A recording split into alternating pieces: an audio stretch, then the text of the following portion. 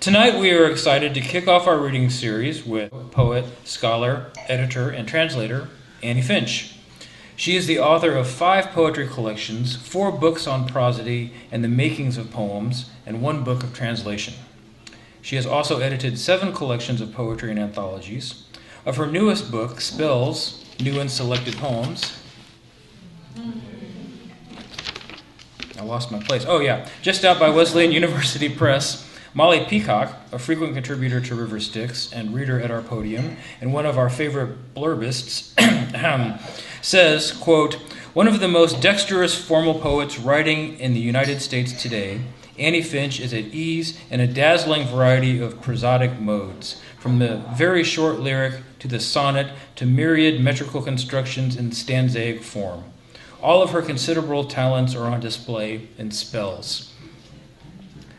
As a fellow writer of spells, I'm fascinated with the overlap between incantation and poetry, both as a repetitive form and as an expression of desire or volition. Annie Finch explores those mysterious no-man's lands with music and heart, and as in the Wiccan traditions of spells, many of her poems celebrate the earth, the seasons, the natural world, and femininity, not the dainty Hello Kitty femininity, but as Sonia Sanchez says, quote, "a one-eyed woman looking at us all," end quote. A one-eyed woman who looks unflinchingly into danger and nightmare and who has lived widely and deeply. Not that Annie Finch couldn't pull off a Hello Kitty poem, by the way. Maybe we should commission. I would love to read an Annie Finch Hello Kitty poem. In addition to her writing, she is currently director of the Stone Coast MFA program in creative writing at the University of Southern Maine. Please welcome two-eyed Annie Finch.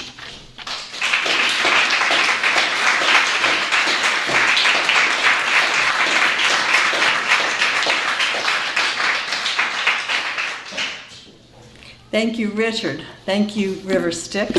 Thank you, St. Louis. It is really fun to be here. I mean, to be flown across the country in order to cross the river into death, I mean, it's transformative. I'm at a kind of a crossroads in my life anyway, and just being here tonight feels like I'm about to get over to something new. Just don't forget it when you cross Levy coming home. Thank you. Good point. Something about pomegranate seeds, maybe?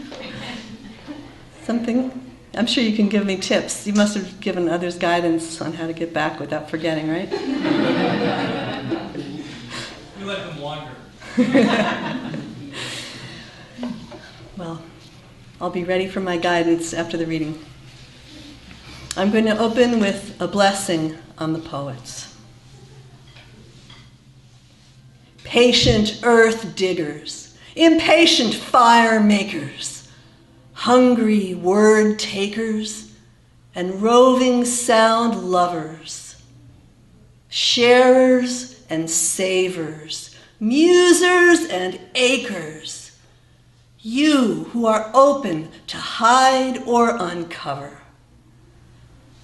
May language is language. Language is language, the silence that lies under each word. Move you over and over, turning you, wondering, back to surprise.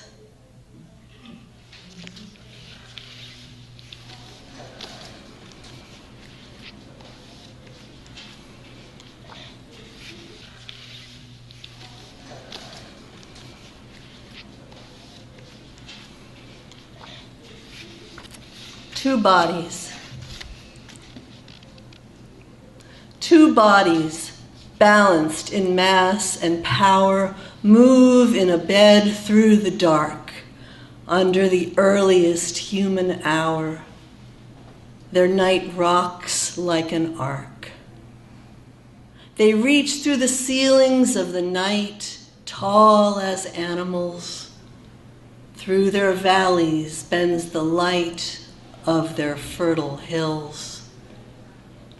Two bodies breathe their close hellos through interlocking pores, while the hush of breathing slows, held by many oars.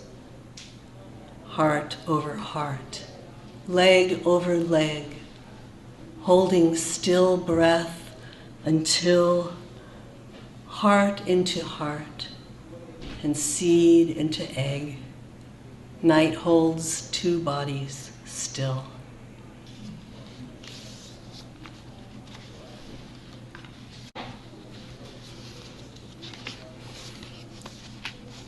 This book, Spells, includes many poems I call lost poems, poems that I wrote a couple of decades ago that couldn't be published at the time when there was a prejudice against poems in a certain kind of form. And Richard chose one of those to include in the magazine that he was editing, and I'll read it tonight. Some of you may have seen it online. I believe it's called The Beacon. The poem is Nightmare. Opening light calls the river back to see where the old nightmare has risen from, and she calls herself back in the rhythm that is she. Nightmare, O woman lost in the depths of me, lost to the rage that has risen up with me, lost till I ride you home, nightmare of me.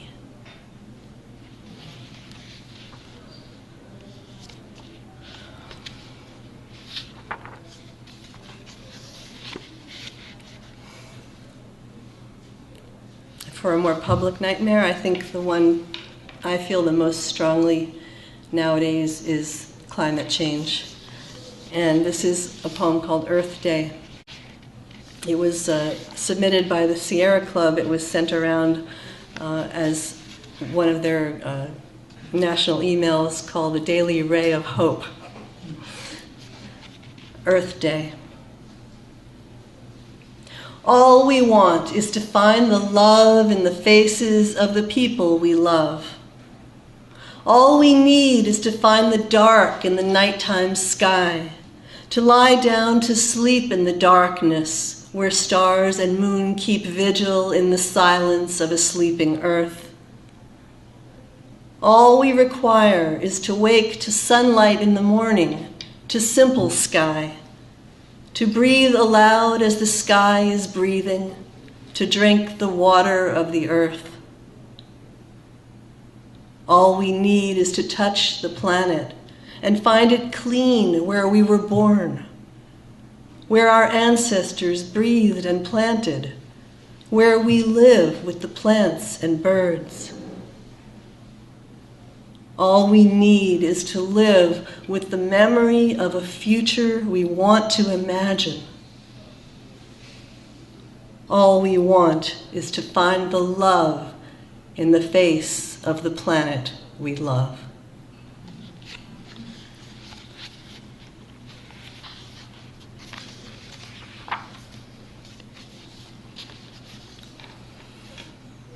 This book goes way back, 40 years of poetry going forward and back, and as I'm reading to you, I'm spiraling through the different eras.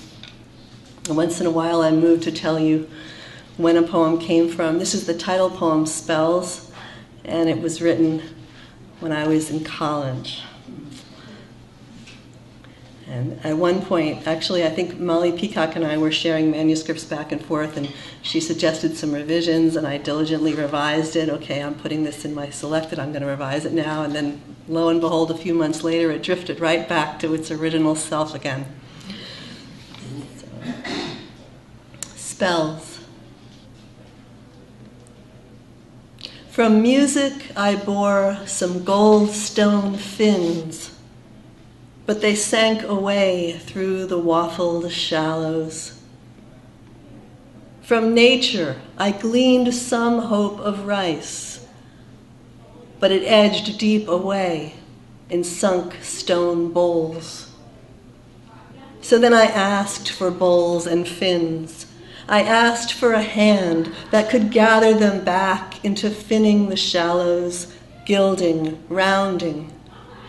I guessed me a hand that could gather bowls open. When I had asked whom I had guessed, she sent my asking out. And over she sends it back. Over and over it answers me. Over and over it answers as she gives it, in the speech of fins and in the speech of bulls.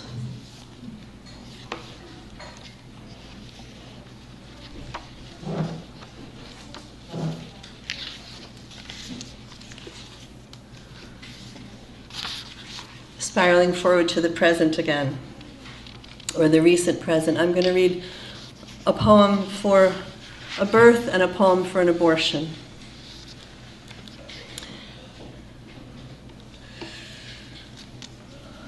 Homebirth.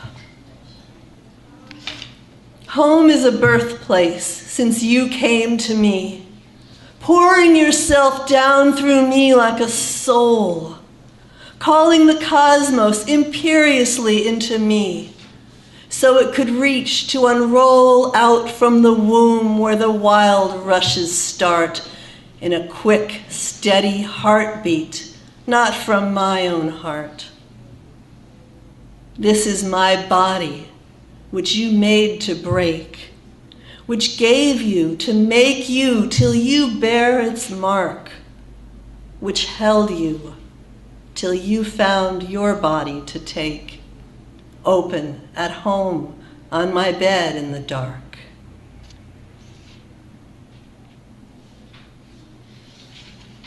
Abortion spell.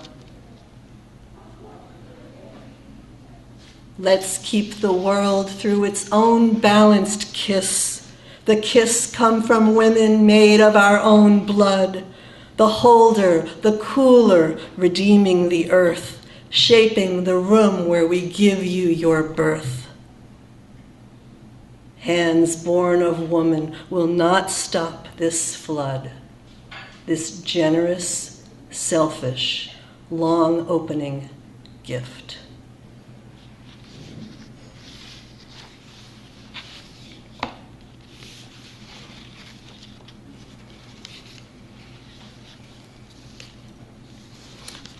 Much of my work, as Richard said, involves the seasons, the wheel of the year, as we call it in the pagan tradition.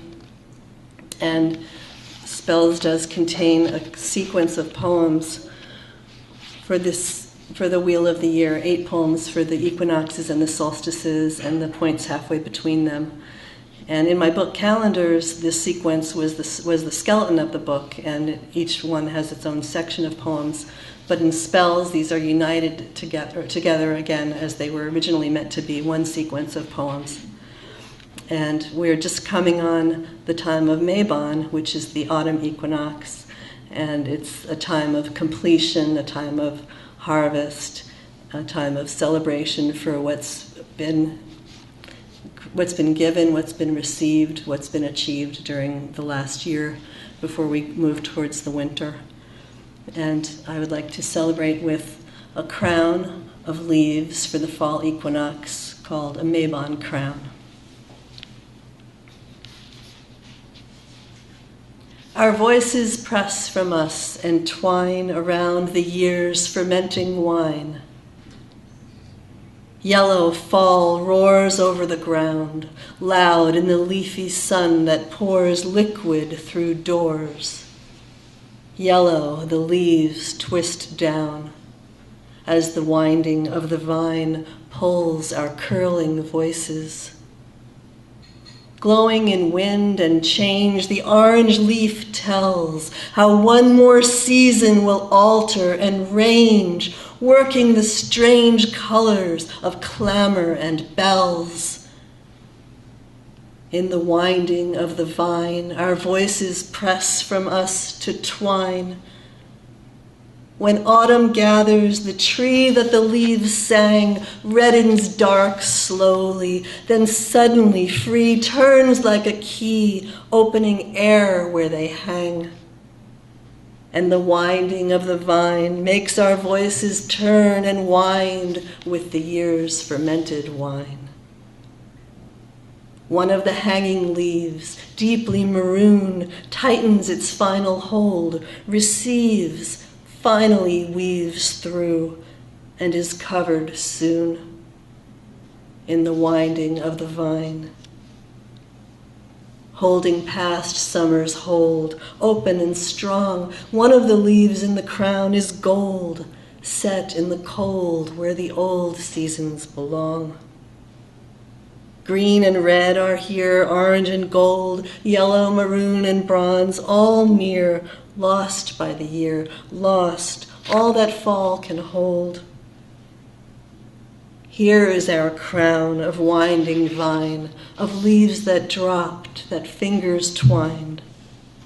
Another crown to yield and shine with a year's fermented wine.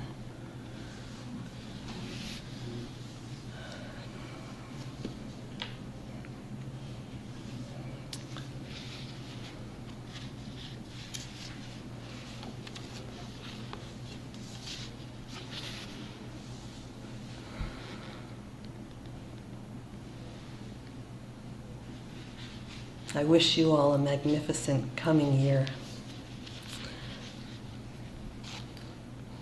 Out of the morning comes the morning. Out of the morning with the you comes the morning without the you.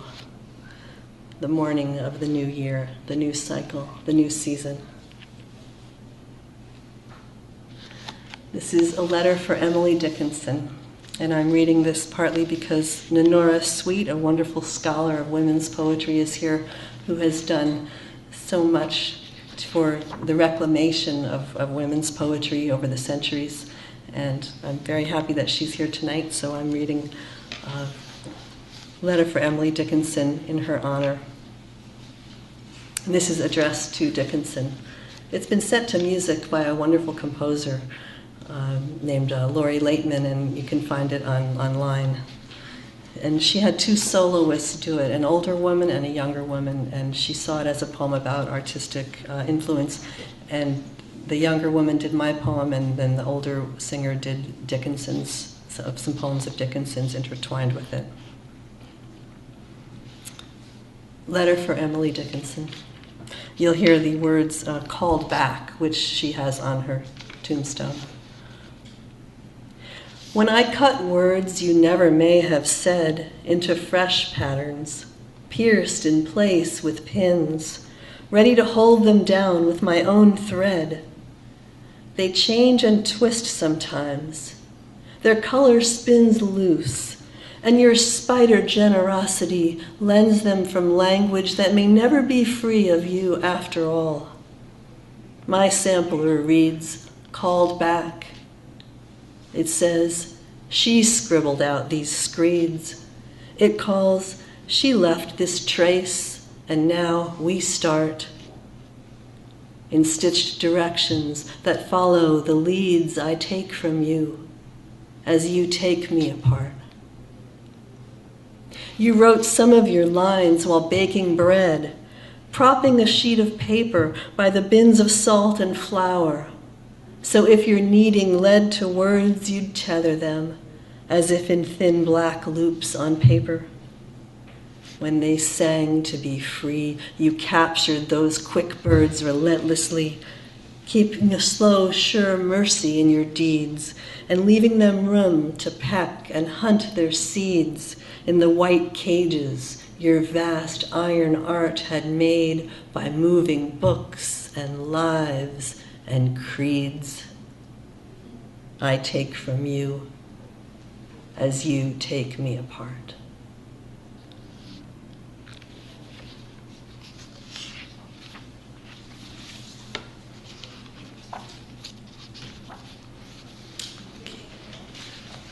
I'm going to close with a love sex poem and with a little bit of an excerpt from one of my plays, because I noticed on the poster, the beautiful poster, it says author of Among the Goddesses, an epic libretto in 7 dreams.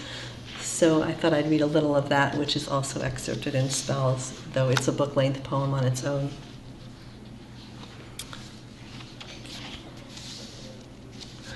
But first, the love poem. This is a Valentine. And I have a tradition of writing a Valentine.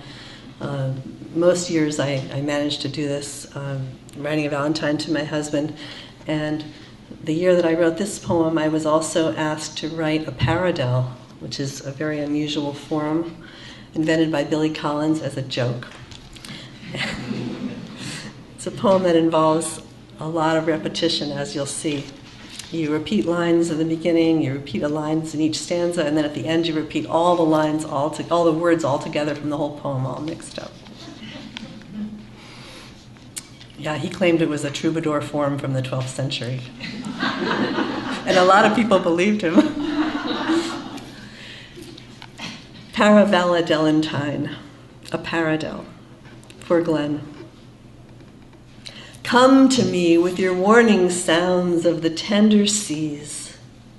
Come to me with your warning sounds of the tender seas. Move me the way the sea's warm sea will spend me. Move me the way the sea's warm sea will spend me. Move your sea warm come to me. Will with me. Spend tender sounds, warning me of the way of the seas, the seas. Tongues sharp as two wind-whipped trees will question. Tongues sharp as two wind-whipped trees will question. Skin or nerve waiting, and heart will answer. Skin or nerve waiting and heart will answer. Question will answer. Two tongues and or will. Heart sharp as nerve trees waiting. Skin whipped wind. Brim your simple hand over where the skin is. Brim your simple hand over where the skin is. Wish again whenever hair and breath come closer. Wish again whenever hair and breath come closer. Closer again whenever. Brim where your skin is, hair, wish, and breath over the simple hand. Come. Spend come, warning me, whenever simple sounds will. Will, move your question, answer your heart-sharp, tender, sea-warm will with me. Way of the seas, where skin-whipped nerve trees wind over waiting tongues, brim closer to me. Again the skin, as wish, and two of the breath, hand and hair, or come, is.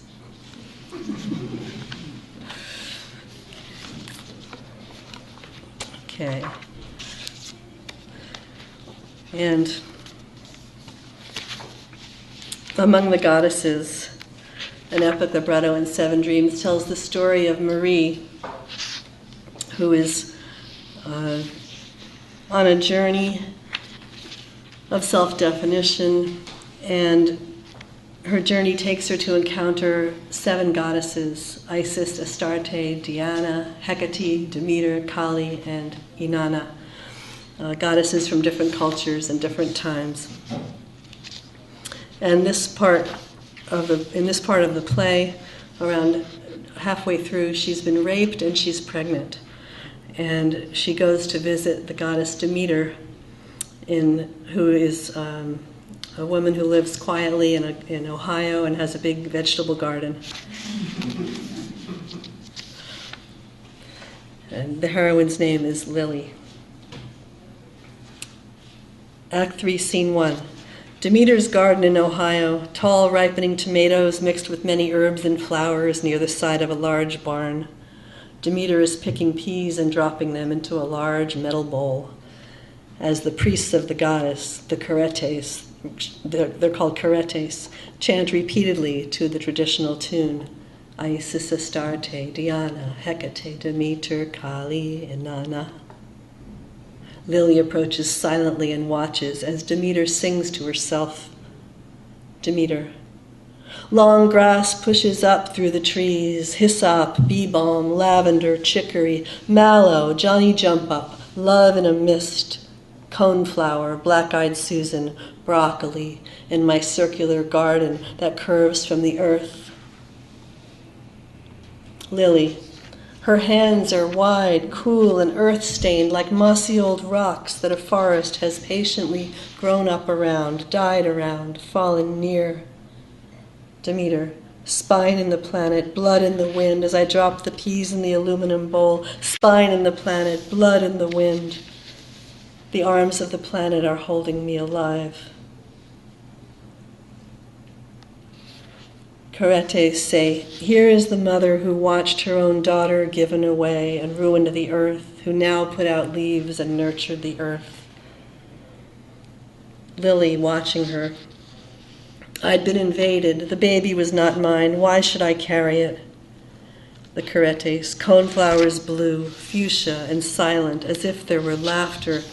From the breeze that was suddenly simpler, as if there could once more be joy. It had been months since I'd felt like myself, like Lily, months since my life had moved for me. Demeter, when my darling Persephone was young, she cried every time I pulled weeds. It was hard to see that. It's hard to let go. We need to. Caretes, silent energy seeding new quiet crystals to form and roots to come down into their veins, with water that pulses, stems reaching, trunks reaching. The other heart has begun its beating. The other heart has begun its beating. The other heart has begun its beating. The other heart has begun its beating. Lily, through my belly run knife-hard images to my body, to my heart. The hate that touched me on the mountain is still thriving, making a silence. I walk cautiously, knowing my belly full of wide wings, night and starlight. Caretes, we are approaching the serpent mound. We are approaching the serpent mound. So Lily goes to the serpent mound, and there she meets the goddess Kali, and she does have an abortion. So that is my reading. Though, if anyone has a request, I will read another poem. Does anyone have a special request?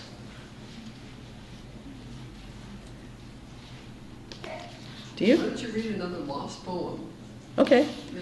Yeah, I haven't read many of those. Yeah. Okay. Okay, here's one I was thinking of reading.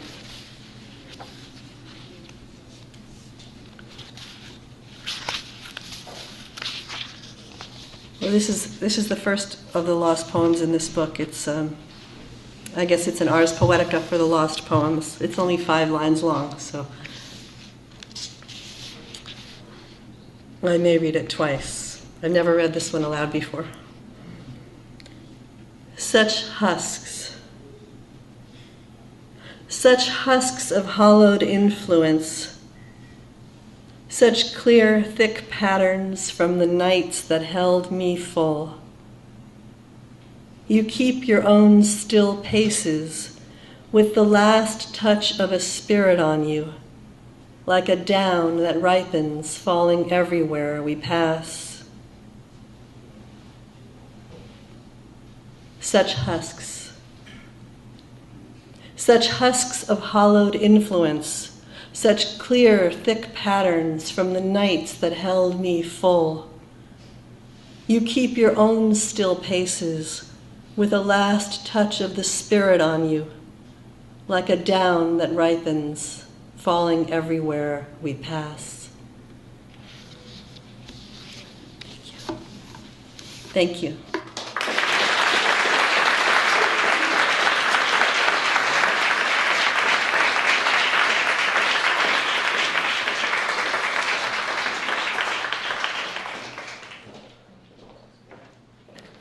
So we've been doing this little Q&A thing, so I thought I'd give you all a chance to ask the writers a question or two.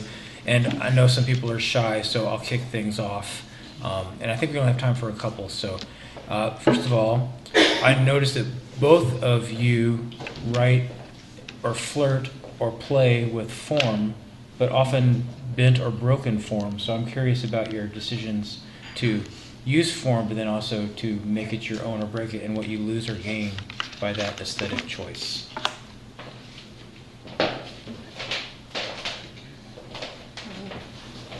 I guess for me, the choice to use form and the breaking of it are always. I guess for me, the choice to use form and the breaking of it are always, in my ideal situation, they're always completely balanced, like the two threads when you're sewing and you want them with a sewing machine, and the top thread and the bottom thread have to meet in the middle, or like breathing in and out should be balanced. So I don't ever use a form unless I can break it at the same time that I'm using it at every moment, or I feel that I can. So if a form is too familiar to me, I just don't use it. Like I either I invent my own forms, or I'm always looking for new forms, or I just find a form that feels like it has traction and friction with me at that moment, that it's gonna surprise me, it's gonna pull me down, it's gonna dance with me, like it's another being with me. It's not just me using it. So because of that, in order to achieve that, sometimes it has to be unfamiliar forms, sometimes it has to be something I'm inventing. There are certain poems like Encounter, for example, which is a poem in spells. It was in iambic meter for about 20 years and it never felt finished. And then I finally realized it wanted to be in a different meter. It wanted to be in dactylic meter, and that's when it got finished, because that meter had the traction. So it didn't feel as if I was breaking the iambic at that moment when I put it into dactyls. It just felt like I was finding my right dance with it. So I guess I don't really think of it as something that needs to be broken, except insofar as I'm breaking myself in my dance with it at every given moment. I think my answer is fairly similar. I think for me, the form and the content of the poem have to organically go together when I'm writing, and I find that if I'm writing something if I'm sticking to the strict, it's a sonnet or whatever repeating stanza form or whatever thing I'm trying to stick to formally, I usually write too much to the form. I let the form dictate things, and it doesn't end up working for me. And so it's when I break it by making it work with the content that things turn out better. And I love the metrical sonic play, that word play, that kind of stuff of form, but it has to be on my own terms, I guess. Are there more questions? I have a question. Yes. For Amy Finch, you said that some years ago there were forms that there were prejudices against, or could you explain that a little bit more? The question is regarding to Annie's comments earlier. They couldn't be published. About forms that were not, that people were prejudiced against. Mm-hmm. Yeah, good question. Thanks. That was about the lost poems. I wrote them in the mid-1980s, and there wasn't anything about those forms in particular. In fact, they're all iambic pentameter, which is the most conventional form you could write, probably, is unrhymed iambic pentameter. And nowadays I mix it up a lot more. But when I was first getting into writing meter, I had started out writing meter when I was a kid, and then I was taught in high school or whatever that if you're a serious poet, this was in the 70s, that you had to write free verse. So I wrote free verse for a long time, probably about 15 years.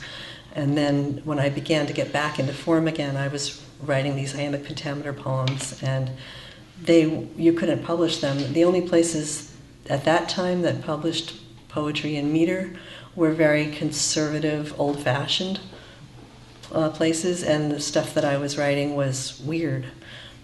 It was experimental. It was not very referential. It was strange. I was messing around with language, and there was literally no place to publish them.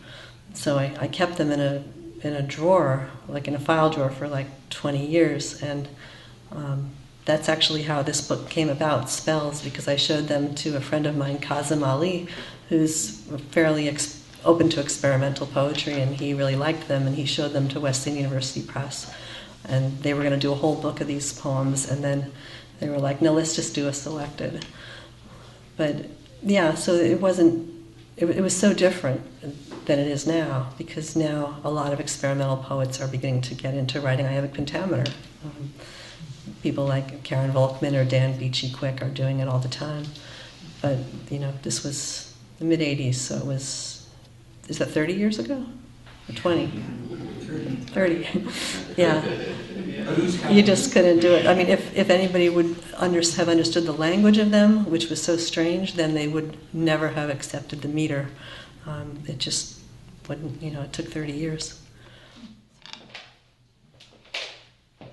Was there another question? One more? Someone said they had one somewhere I saw back there. No? Are we good? Oh, yeah. Sorry, I thought there was one. I just have a question. This is kind of about the process of writing. When you sit down to compose a poem, where do you do that and how do you do that? Meaning, do you use a pen and paper? Do you use a favorite pencil? Do you have an old typewriter? Do you have legal pads or electronically or how? Or in some cases, has that changed over the years?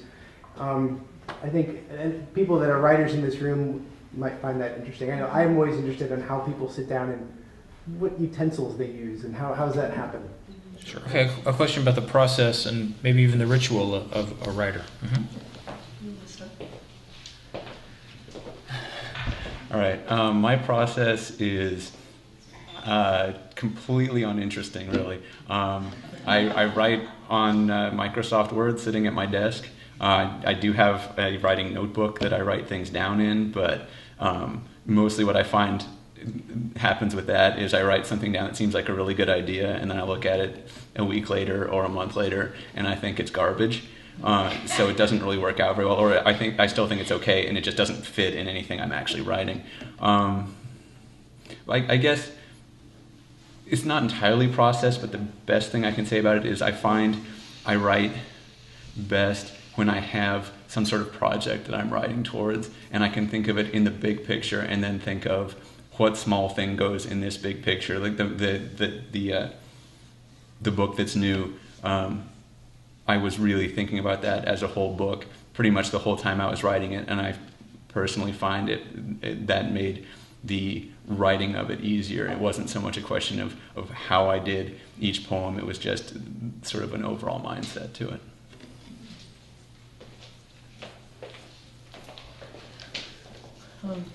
I used to use an Olympic typewriter when I first started, when I was very young, writing poetry. And at that time I used to sit and write at a desk, but now I normally don't for writing a poem. If I just feel a poem coming on or I feel like writing a poem, I'll usually take a walk with a notebook, like in the woods or whatever, and just or on the beach, wherever I can get out in nature, and it just comes to me. And then I'll use that as a draft. And then if I have like a big project, like I want to write a poem for an occasion, or a lot of times my more like big planned poems come out of some commission or occasion, or so, like I'd really like to do that. So a poem like that, I'll often just take a really, really long walk and try to work out the structure in my head. And once I have the structure, then I'll often take a legal pad and just kind of wander around the house. It's hard for me to write a lot when I'm sitting at a desk. And when I'm doing stuff for music, like the opera libretto, if I'm sitting there at my typewriter, I'll just get up and start like singing it aloud to myself. And if I get stuck, I'll just start, running around like a crazy person, repeating lines to myself. So for me, it's a lot of it is just letting it come into my head, and whatever it takes to shock the words to come into my head.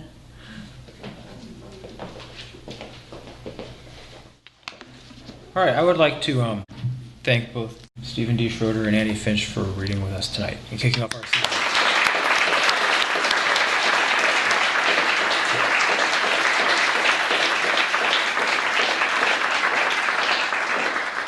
Of course, we'd also like to thank the Missouri Humanities Council for letting us film this and do our podcast as we're doing. So watch your language, you and back, especially board members. I know how you talk, because it'll be immortalized forever. But thanks to them for letting us do this. Thanks to the Tavern for letting us do this for our second year now.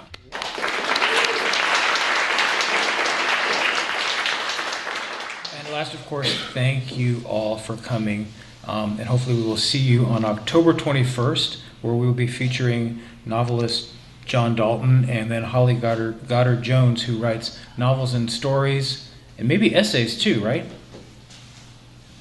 Kimberly, you're not reacting. Yeah, the essay thing, I'm not sure about that. Okay, I thought I'd read one somewhere. Okay, but we'll be featuring John Dalton and Holly Goddard Jones on October 21st, so hopefully we will see you then. Good night. Thank you.